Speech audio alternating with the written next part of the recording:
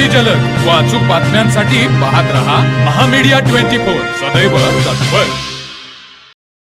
पावसाळ्याच्या पार्श्वभूमीवर कोल्हापूर शहरातील पाण्याचा निचरा सुरक्षित व्हावा आणि नागरिकांना संभाव्य पुराच्या संकटापासून दिलासा मिळावा यासाठी कोल्हापूर महानगरपालिकेच्या आरोग्य विभागाने नालेसफाईची मोहीम अधिक तीव्र केली आहे।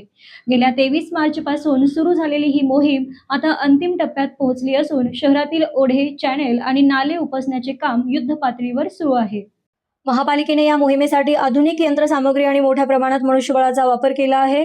सद्यस्थितीत 476 पैकी 246 ठिकाणी कर्मचाऱ्यांच्या माध्यमातून सफाई पूर्ण झाली असून हे प्रमाण 64% पोहोचले आहे। त्याचबरोबर शहरातील मोठ्या नाल्यांमधील अडथळे दूर करण्यासाठी 50 फूट लॉंग बूम पोकलँड मशीनचा वापर करण्यात येत आहे। महापालिकेच्या ताफ्यात स्वतःच्या यंत्रांसोबतच भाडेतत्वावरील 3 पोकलँड, 3 जेसीबी आणि 4 डंपर दाखल झाले असून याद्वारे गाळ काढण्याचं काम वेगानं सुरू आहे। आकडेवारीनुसार जेसीबीद्वारे 40% तर पोकलँड मशीनद्वारे 52% काम पूर्ण झाले आहे।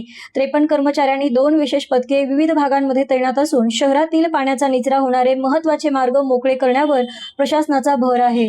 पावसाळा सुरू होण्यापूर्वी ही सर्व कामे पूर्ण करण्याचे नियोजन आरोग्य विभागाने केले आहे। दरम्यान प्रशासनाकडून ही मोहीम राबवली जात असतानाच नागरिकांनीही आपला सहभाग नोंदवावा असे आवाहन करण्यात आले आहे।